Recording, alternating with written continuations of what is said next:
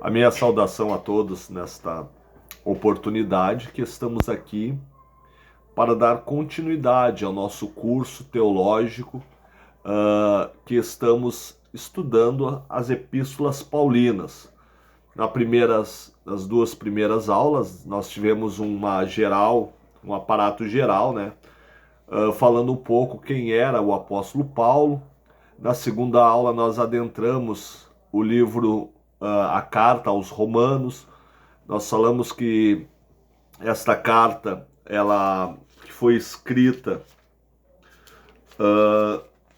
por Paulo quando ele estava na cidade de Corinto, né? E Paulo não conhecia a cidade de Roma, né? A igreja que estava em Roma, mas Paulo demonstra no capítulo 1 desta carta o seu desejo em ir até Roma, que ele vai depois concluir um pouco mais tarde. Ele vai, né, satisfazer esse seu desejo de ir até Roma, conhecer os irmãos que estão em Roma, aquela igreja que não tinha sido fundada por Paulo, obviamente, pelo fato dele não ter ido a Roma, né, que foi, nós falamos um pouco sobre isso. Ela foi criada, surgiu esta igreja com aquelas pessoas que foram até Jerusalém no dia de Pentecostes e ouviram a palavra através dos apóstolos, né, que estavam ali, que receberam o Espírito Santo e falavam em línguas e também proclamavam o Evangelho. Algumas pessoas acabaram se convertendo ali e voltando para a sua cidade natal, para Roma. Eles vão pregar ali e vai ter uma igreja ali em Roma. Então, nós abordamos algumas partes desse assunto. Falamos, né, que a carta aos Romanos, ela é um compêndio teológico, né, onde nós conseguimos extrair muito da teologia paulina relacionada à igreja, relacionada ao cristianismo. Ele fala sobre santificação, regeneração, sobre adoção, sobre todos os temas relacionados à salvação. E é um livro muito importante. Alguns vão dizer que é o livro mais importante da história, né? O livro, a carta que Paulo escreve aos crentes que estão em Roma. E nós vamos dar continuidade, então, à nossa aula aqui na lição 3. A lição 3, ela vai começar a partir do capítulo 10 aos Romanos. E é um capítulo muito interessante, porque ele vai começar a traçar a ideia que Paulo tinha. Paulo era o apóstolo dos gentios, né? Então Paulo, ele tinha muito essa ideia intrínseca no seu ministério de que o evangelho, ele não pertencia somente aos judeus. O evangelho, ele começa pelos judeus. Por isso os judeus, eles têm um privilégio muito grande de que o evangelho começa por eles. O plano da salvação, ela começa através de Abraão, que é o pai da nação judaica. Então ele vai começar por Israel, pelos judeus, mas ela não fica só para os judeus, ela começa pelos judeus para o mundo. Então nós vamos analisar um pouco deste capítulo 10, onde Paulo começa dizendo aqui que o povo de Israel, ele a princípio, ele vai rejeitar o plano da salvação. Ele rejeita o plano da salvação, como nós bem já frisamos, né? Um plano que começava por Israel. Israel era a primícia, né? É o povo escolhido por Deus para que a salvação, o plano da salvação, começasse por ali. E ele faz essa crítica, né, aos romanos e aos judeus, e ele vai dizer ali já no capítulo 11, verso 1, uma passagem que a gente já falou bastante vezes, quando ele vai dizer: olha, eu sou apóstolo dos gentios, mas eu sou israelita, da descendência de Abraão, da tribo de Benjamim. Então ele vai falar que eu faço essa crítica mesmo sabendo, eu sou judeu, e vou fazer essa crítica a nós judeus, que nós recebemos muitos privilégios, o templo, os reis, o tabernáculo, a circuncisão, tudo isso foram privilégios que Israel teve, tudo, né? Quem passou pelo Mar Vermelho foi Israel, foi os judeus. Quem esteve com Deus lá no deserto, o povo que Deus tira lá do Egito, leva para o deserto para depois entregar uma cidade, uma terra prometida, e ali onde eles estabelecem aquele contato real com Deus, quem teve esse privilégio foi Israel, foi os judeus. Mas Paulo faz um adendo, ele diz, mas nós abrimos mão desta salvação, e a partir do momento que nós abrimos mão desta salvação, ela vai se abrir para os outros povos. Por isso eu sou o apóstolo dos gentios, porque Paulo entendia muito bem esta questão. Aqui no verso 10, ele vai trazer uma distinção entre justiça e salvação. Falando aqui, ó, no verso 10, capítulo 10, verso 10, vai dizer ali, ó: porque com o coração do homem crê para a justiça, e com boca faz confissão para a salvação. Ele faz uma distinção ali da salvação e a justiça. Ele vai dizer, olha, a justiça é algo interior, a justiça é algo objetivo, mas já a salvação é subjetiva. A gente vai falar da salvação, a gente vai confessar com a boca, né? A primeira, que seria a justiça, ela designa a nossa posição diante de Deus. E a segunda é a santificação da nossa vida inteira, que Paulo começa também a falar um pouco da questão da santificação, né?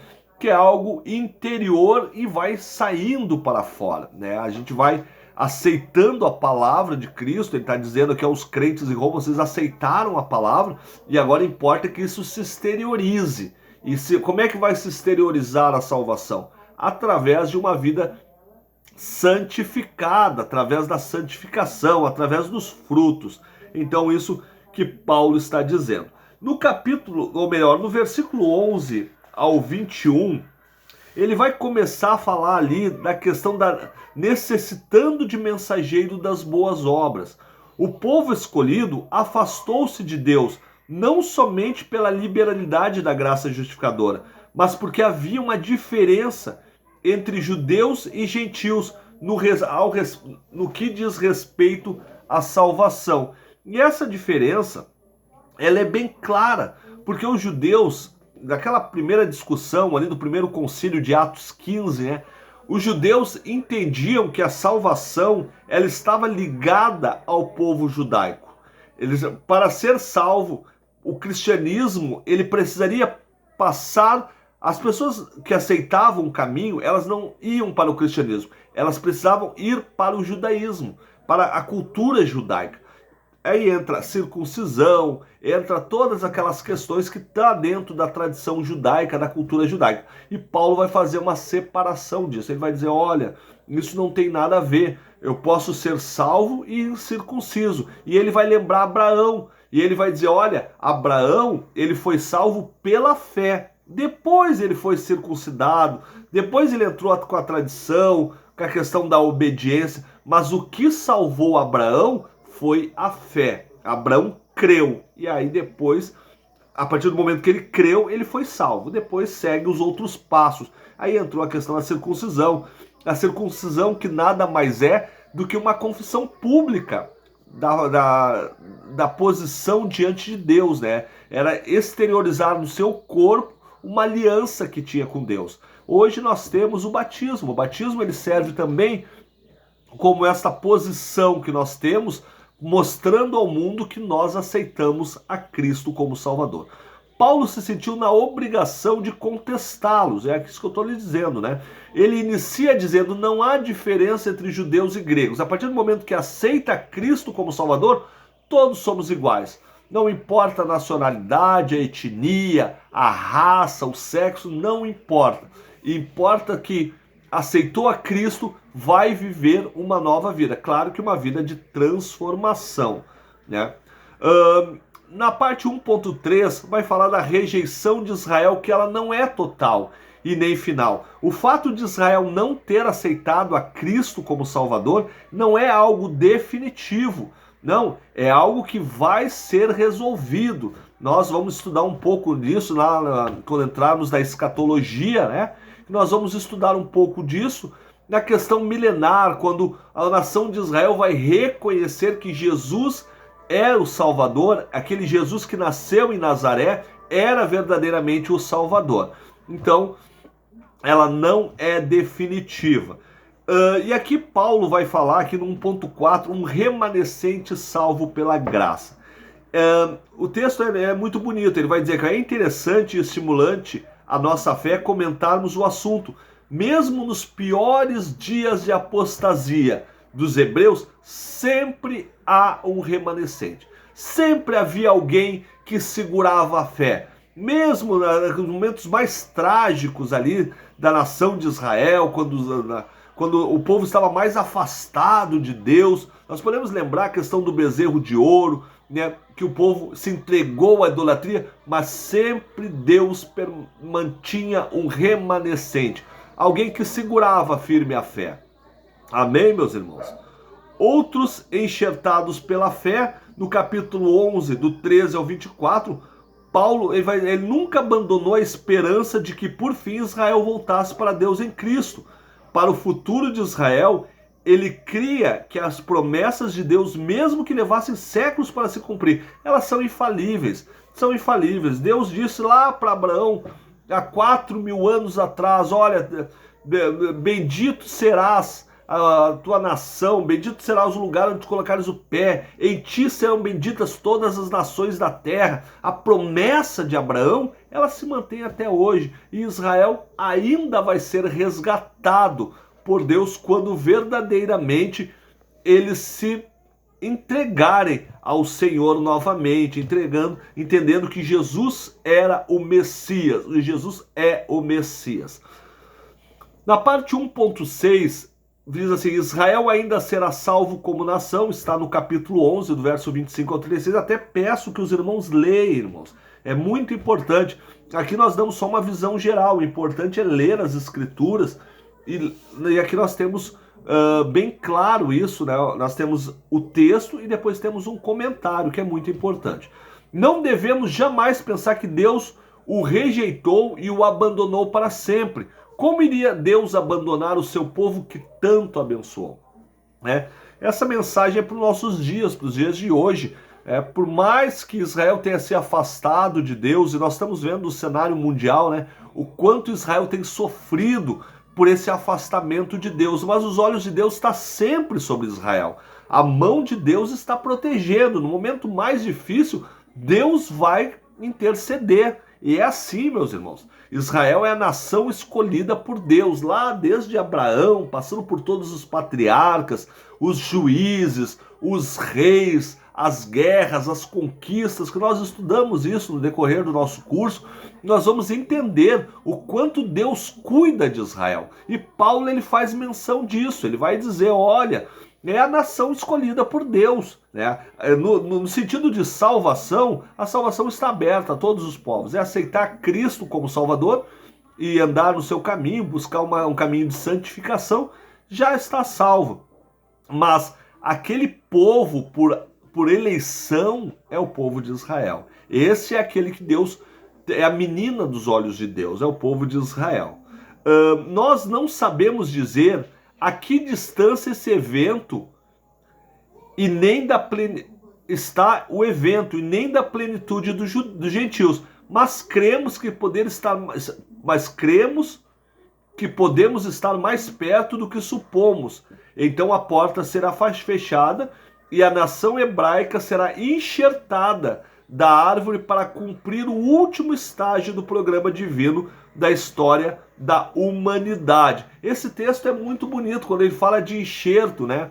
Que nós fomos enxertados nessa nação, nós gentios fomos enxertados numa raiz que é a raiz judaica. Se tirar essa raiz, onde é que seríamos enxertados? Então nós temos muito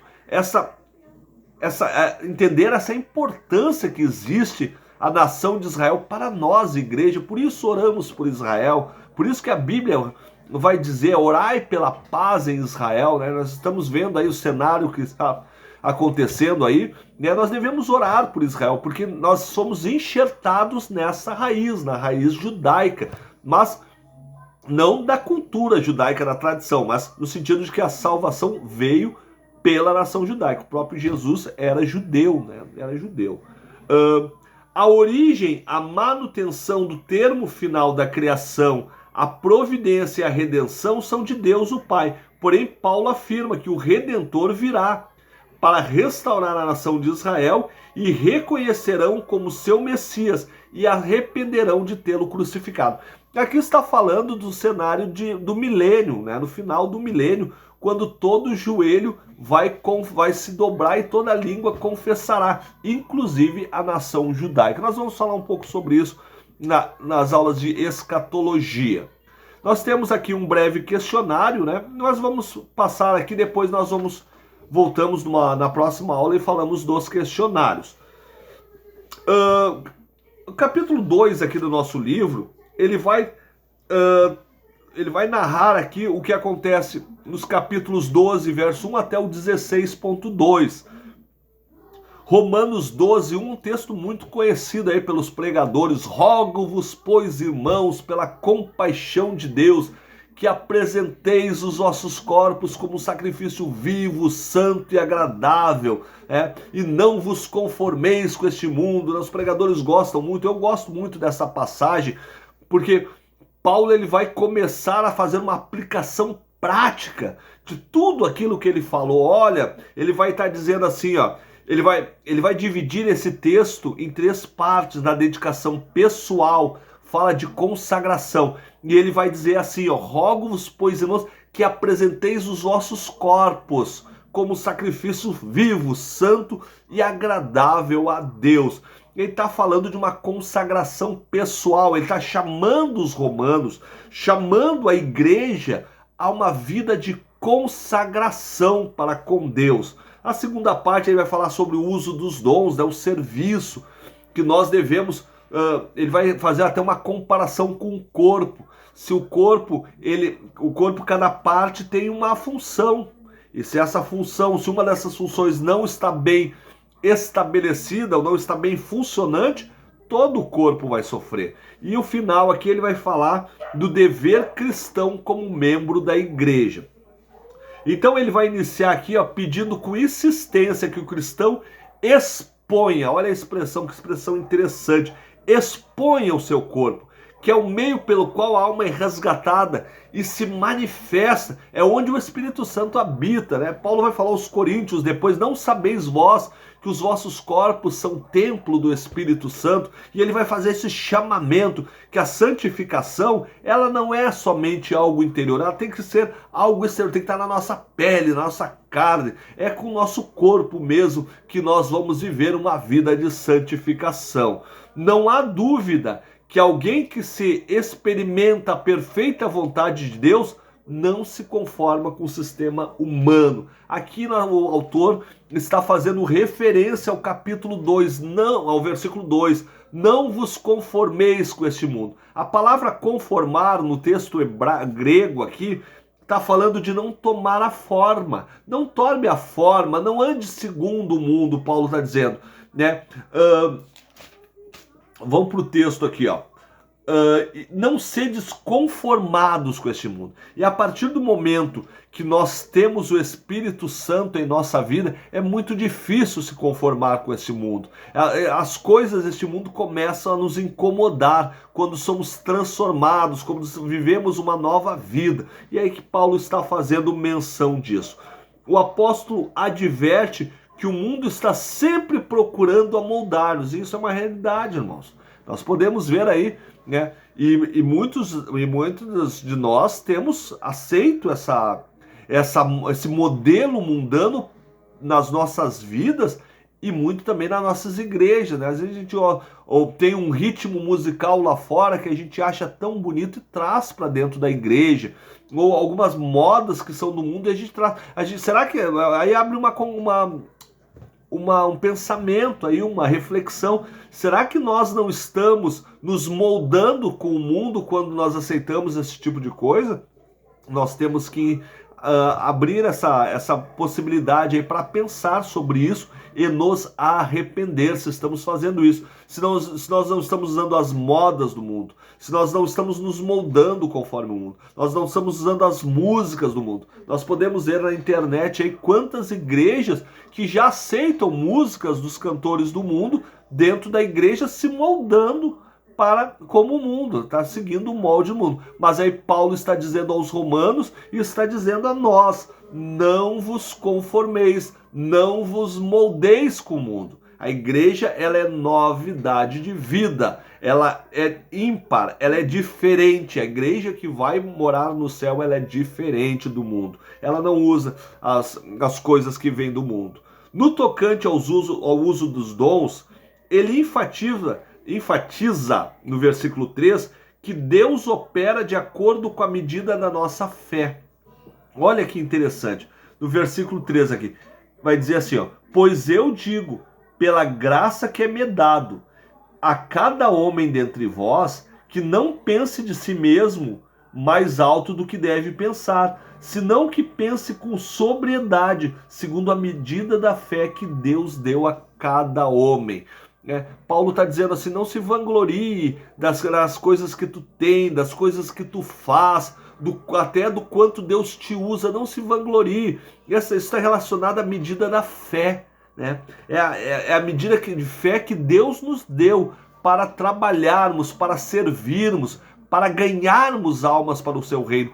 Esse deve ser Paulo vai dizer ali: nada tenho a minha vida por preciosa, contanto que cumpra a carreira que me está proposta. Vejam só, Paulo não estava preocupado em fama, não estava preocupado em situação financeira na sociedade, não. O pensamento de Paulo era ganhar almas para o reino de Deus. E quando ele morre ali, ele vai escrevendo a Timóteo, lá no final, no segundo livro de Timóteo, a segunda carta, ele vai dizer assim, ó, que combati o bom combate, trilhei a carreira e guardei a fé. Foi a única coisa que ele levou, né? Paulo podia ter muita coisa, mas o que ele leva no final da vida, o que ele guarda, é a fé. E a fé é o bilhete, é o passaporte para a salvação. É isso que nós temos que levar. Amém, meus irmãos? Que cada um descubra o que de melhor pode fazer e isso consagre a si mesmo. No texto aqui ele vai dizer: olha, se tu tens o dom de ensinar, esmere-se, estude, ensine bem. Se tu tem o dom de contribuir, de servir, faça com esmero, entendendo que é para Deus. Então tudo que nós devemos fazer, Paulo está dizendo isso aos romanos, faça com gosto, faça com força, se empenhe em fazer, porque é para Deus. Glória ao Senhor. Continuando aqui, na parte 2.3, o dever do cristão como membro da igreja. Essa passagem aqui ela é muito interessante, meus irmãos, porque ele vai enumerar nesse texto, peço que os irmãos leiam isso, né? Ele enumera 27 mandamentos que são altamente compreensíveis, do verso 9 até o 21. Por exemplo, ele vai dizer assim, ó: abençoais os que vos perseguem, abençoai e não amaldiçoeis, regozijai-vos com os que se regozijam, chorai com os que choram, tende o mesmo pensamento. Então Paulo, ele vai falar muitos, são 27 aqui, mandamentos, né? Ele usa a mesma ideia de Moisés, a mesma ideia dos atributos ali dado por Deus, não atributo, as leis, os mandamentos ali que Deus dá ao povo, né? Lá em Levítico, ele vai usar a mesma ideia que é os romanos, ele vai numerar 27 mandamentos, né? Para que a igreja tenha. É muito interessante ler, e não só ler, meus irmãos, aplicá-los, aplicar na nossa vida, ó. Não sejais negligente nas atividades, ferventes no Espírito, servindo ao Senhor, sede amigavelmente aperfeiçoando uns aos outros com amor fraternal, preferindo-vos em honra uns aos outros. Vejam só, é um texto muito bonito. 2.4 aqui, Paulo também vai trazer uma orientação pagando a todos o que lhes é devido. Aqui no capítulo 13, do verso 1 ao 7, ele vai falar sobre a questão, né, de muito importante, muito atual, meus irmãos. Deixa eu só encostar aqui. Uma questão que é muito importante, a questão do governo humano. E ele começa dizendo aqui, ó, toda alma esteja sujeita às autoridades superiores. Ele está falando da questão do princípio da autoridade. Paulo não quebrava princípios, né? E assim somos nós não podemos quebrar princípios. E aqui Paulo está trazendo essa questão de que toda autoridade ela vem de Deus. É algo às vezes que nós temos muita dificuldade de entender, de achar que, olha, a autoridade do governo, a autoridade pastoral, e às vezes nós até questionamos, mas não é nossa função questionar. Nós temos que entender que toda autoridade é Deus quem dá. Se a autoridade está fazendo de forma errada, de forma corrupta, né? Isso eles vão se acertar com Deus depois. Porque a autoridade quem deu para eles é Deus. Deus dá autoridade para eles. E eles têm que fazer um bom uso dessa autoridade. Se eles não fizerem, vão ser cobrados por isso. Então essa é a parte 13 aqui do nosso livro. O amor cumpre a lei, né? A parte final ali, é maravilhoso ressaltar que o único débito que não pode ser quitado é do amor. Essa passagem ela é muito interessante ali. Se o teu inimigo tiver fome, dá-lhe algo para comer. Se ele estiver com sede, dá-lhe de beber. Fazendo isso, amontoarás brasas vivas sobre a minha cabeça. Não, o texto fala, eu já vi muita gente dizendo que fazendo essas coisas a gente amontou a brasa sobre a nossa cabeça, mas na verdade a gente amontou a brasa sobre a cabeça dele, né? A gente o abençoa. Então é um texto muito interessante aqui, né? E essa passagem ela vai falar do amor é o único débito, a única coisa que nós que sejamos devedores é no amor. É o amor. O amor nós precisamos, que não devemos nada, simplesmente amor aos outros, né? Muito interessante aqui. Se amarmos, cumpriremos o mandamento de Jesus. Aqui é um texto de João, capítulo 13, verso 34. Por isso estou dando a vós um novo mandamento. Lembra-se desse texto? Amai-vos uns aos outros como eu vos amei. E falando sobre que os discípulos, Jesus falando aos discípulos que eles deviam amar uns aos outros. Então aqui nós terminamos essa parte, né? A parte 3 aqui vai falar sobre Paulo, ele falando no capítulo 15, do 14 ao 53, ele vai falar sobre a sua própria posição como pregador, né? É a própria situação de Paulo. Paulo comenta sobre o seu ministério e também faz elogios ao progresso espiritual dos irmãos. Não esquecemos que Paulo ainda não havia visto os crentes de Roma, mas ele sabia quem eram os crentes porque ouvia falar bem da igreja que estava em Roma. Lembra que nós vimos lá no capítulo 1 de Romanos, quando ele fala, olha, muito eu tenho ouvido falar de vocês, da fé que vocês têm, né? E que Paulo orava muito por eles. A única ambição era apresentar os gentios e Deus como oferta queimada. Olha só essa expressão que Paulo ele vai usar aqui, quando ele vai justificar o seu ministério ali para os romanos. Ele vai dizer, olha, eu sou um pregador, que a minha única preocupação, nós já falamos um pouco sobre isso, é apresentar aos gentios a Deus como uma oferta queimada, né? Como aquela oferta que chega como cheiro suave às narinas sacrossantas de Deus. Continuando aqui, meus irmãos, tudo isso se deve à atuação de Cristo por meio dos apóstolos. A obra que realmente importava não era a que Paulo fazia para Cristo, mas o que Cristo realizava através dele. Isso é muito interessante. O ministério de Paulo, ele não estava baseado, o sucesso do ministério não era aquilo que ele fazia. Ele se entregava como um instrumento para serviço de Deus, a serviço da obra de Deus. 3.2, desejoso de prestar serviço, podemos analisar alguns aspectos do ministério de Paulo. O apóstolo sentia que era a vontade de Deus que ele visitasse a Roma. Não era naquele momento, ele não tinha ido a Roma. Depois nós vamos estudar um pouco sobre isso, né? Que Paulo, em certo momento, ele vai dizer, ele quando ele vai para a Espanha, ele passa em Roma. E a ideia dele passar em Roma, além de visitar os irmãos, ele vai dizer, olha, eu vou aí para vos visitar e ter condições de ir até a Espanha, de ir continuar o ministério. Ele queria que a igreja de Roma o mandasse, o enviasse para a Espanha. E Paulo fazia muito isso, e isso deu muito certo no seu ministério. Nós temos vários exemplos de igrejas que sustentavam o ministério de Paulo para que Paulo pudesse chegar nas outras igrejas. Na parte 2, ele confiava na eficácia da oração. Ele animava os seus irmãos romanos a se unir e pedir para que o seu caminho seja impedido. A se unirem a pedir para que o seu caminho não fosse impedido, não seja impedido, né? Seja desimpedido.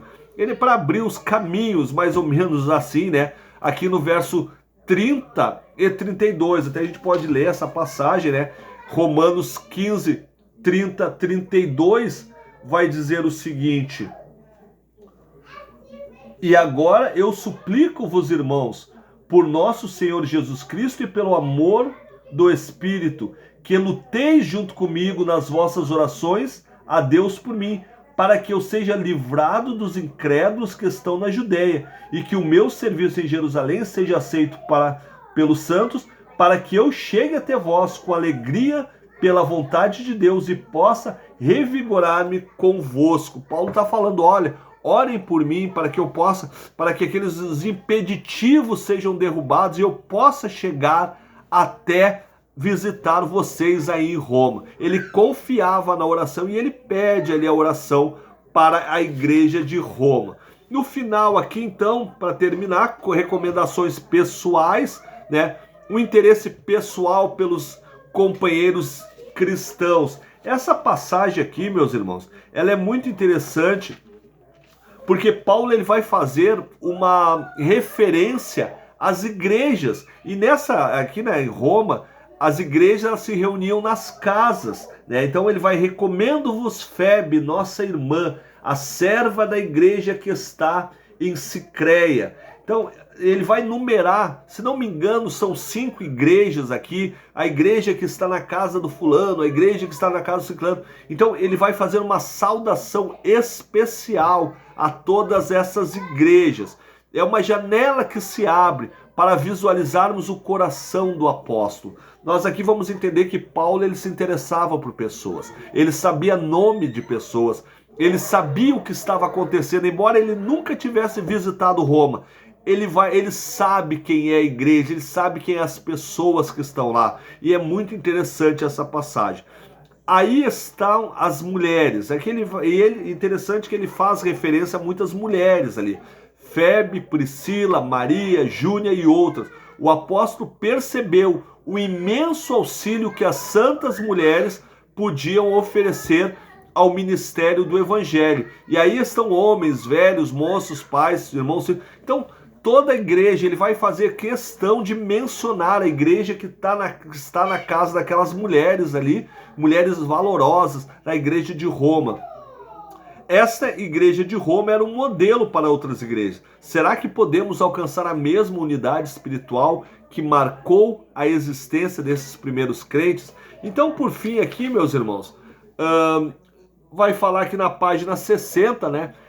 Receber os ajudadores e notar os contrários a sã doutrina. Ele vai fazer menção aqui de algumas pessoas que atrapalharam ele durante o seu ministério, que, né, causam escândalos, dissensões. Ele vai citar alguns nomes. O apóstolo alerta sobre os maus obreiros que promovem dissensões, causam escândalos e enganam os simples com lisonjas, tudo fazendo por motivo de interesse pessoal. Então o grande problema era o interesse pessoal, né? Porque o evangelho ele não trata de interesse pessoal. E Paulo, nessa carta aos Romanos, ele vai deixar isso muito claro, que o interesse é a salvação de almas. É que as pessoas sejam salvas, é servir a Deus, não os interesses pessoais. E Paulo frisa muito bem isso. Crentes na companhia do apóstolo que saúdam os romanos. E até, se não me engano aqui, ó, ele vai falar sobre Gaio, sobre Erasto, Tércio, que é a pessoa que encaminha a carta até Febe, que é a que vai receber, ela recebe essa carta aos romanos, né? Tércio vai levar até ela. Tércio, lembra que ele é um amanuense, é aquele que escreve aquilo que Paulo está ditando. Aparentemente, Paulo usava amanuenses para escrever suas epístolas. É interessante notar que algum serviço para Deus, por mais insignificante que julguemos, pode ter um valor mais permanente do que pensamos. O amanuense, meus irmãos, ele não tinha o direito de colocar o seu sentimento nas cartas. Mas Paulo, ele permitia que ele fosse citado o amanuense, né?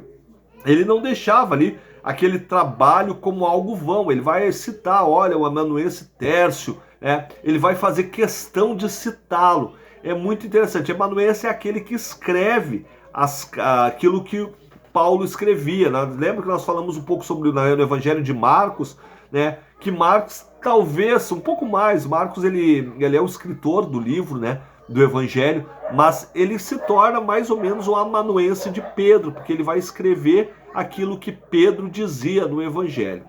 No capítulo 5 aqui, para terminar, é a bênção pastoral, né? Paulo encerra os registros da saudação dos companheiros e ministra a bênção apostólica sobre os seus leitores e complementa o capítulo com uma doxologia, que é um hino de louvor a Deus, falando do ministério, que é a salvação em Cristo, poderosa e eficaz. Então aqui Paulo ele encerra a carta aos Romanos, né, através de um louvor a Deus, né, ao Deus único e sábio, seja a glória de Jesus para sempre. Amém. Então aí é escrito aos Romanos de Corinto. Então Paulo estava em Corinto quando escreve esta carta aos Romanos. Então rapidamente aqui passando só o questionário que os irmãos tem algumas dúvidas, né? Nós vamos voltar ali para o início, na página 51. A razão do israelita não aceitar o evangelho é de ter de sujeitar-se ao senhorio de Cristo. Esse era um grande problema. Letra B, um grande problema para o povo judeu é aceitar o senhorio de Cristo. Eles eram muito apegados somente a Deus, né? Eles tinham essa questão, lembra que eu falei lá, desde a questão da Babilônia, quando eles deixaram a idolatria de lado, para ele aceitar o novo senhorio, eles tinham que ter muita convicção de que esse senhorio vinha de Deus. Então eles tinham muita dificuldade nisso. 3.2, uma é objetiva, a outra é subjetiva. E esta é a distinção entre justiça e salvação. Nós falamos sobre isso, né? Que a justiça ela é objetiva e a salvação ela é subjetiva. A salvação é quando nós falamos, né? É uma subjeção, nós somos falar. E a justiça é mais interior, né? 3.3. Mistérios são razões e princípios do procedimento divino que estão ocultamente comum, mas que são revelados aos filhos de Deus. Verdade, né? 3.4. Os gentios foram enxertados pela fé e o que os mantém é a raiz santa de Israel. Verdadeiro. 3.4. 3.5. O penhor da nação israelita é a salvação do remanescente fiel. Nós falamos um pouco sobre isso, sobre a questão do remanescente. Pela rejeição de Israel ao evangelho, jamais serão enxertados novamente. Não, né? Nós já falamos sobre isso, no milênio serão novamente enxertados. 3.7. Em Romanos 12:2, aquele texto, né, que nós falamos muito, né? E não vos conformeis com este mundo, mas transformai-vos pela renovação do vosso entendimento, para que possamos compreender qual seja a boa, perfeita e agradável vontade de Deus. Paulo ressalta 3 expressões que responsabilizam o crente para o serviço de Deus: conformar-se, transformar-se e renovar-se. Todas as alternativas estão corretas. 3.8. Quando o apóstolo enfatiza que Deus opera conforme a nossa fé, está se referindo ao uso dos dons. Letra C, uso dos dons, né? Nós falamos também muito sobre isso. 3.9. Era o desejo de Paulo descansar depois de ministrar aos santos de Jerusalém. Não era desejo de descansar, era continuar, ir até Roma, né? Falei, como foi citado no texto. 3.10. Ele pede oração aos irmãos romanos no sentido de que Deus retirasse do seu caminho os impedimentos para que pudessem visitá-los. Verdade, nós lemos até o texto. O apóstolo era portador de uma oferta de amor arrecadada pelas igrejas da Macedônia e Acaia para os pobres entre os santos. Verdade, verdadeira essa questão. 3.2. Paulo usava de uma estratégia para simplificar o seu trabalho, pregar onde o evangelho já fora anunciado. Não, é falso, né? Ele pregava em lugares que o evangelho não era anunciado. Ele vai trazer o evangelho para lugares que ainda não tinha sido pregado. 3.13. A única ambição de Paulo era apresentar os santos a Deus como uma oferta queimada e santificada pelo Espírito Santo. Verdadeiro, né? 3.14. O apóstolo Paulo, na sua carta, alerta os leitores contra aqueles que promovem dissensões e escândalos. Letra B. O apóstolo, 3.15. O apóstolo tinha uma maneira tão cortês de qualificar cada companheiro, protetora, cooperadores, amados, santos, aprovados em Cristo. São todas as expressões que Paulo usava para falar dos seus companheiros de ministério. Então todas estão corretas. Para terminar, 3.16. Ministrar a bênção apostólica nas cartas de Paulo era abençoar o povo, rogando a Deus uma bênção especial sobre as suas vidas. Verdade. A palavra doxologia significa um sacrifício para Deus. Na verdade, ela é um louvor, é um hino de louvor a Deus. Então, é falso. Paulo finaliza o capítulo 16 de Romanos dizendo: todo louvor seja dado aos anjos. Ele nunca falou isso no seu ministério, nem as cartas, nem no seu cotidiano, né? É falso, então. 3.19. Paulo ressalta que a salvação é poderosa e eficaz através das Escrituras e a todas as nações com um propósito, a obediência pela fé. Verdadeiro também. 3.20. Entendemos que a finalidade suprema de todos os cristãos é dar glória a Deus eternamente através do nosso Senhor Jesus Cristo. Amém. Então aqui nós terminamos a carta de Paulo aos Romanos. Logo em seguida aí nós já vamos postar a carta de Paulo aos Coríntios, que é uma carta muito interessante. Amém, meus irmãos? Agradeço aí a oportunidade e a todos os irmãos que irão assistir o vídeo aí. Deus os abençoe.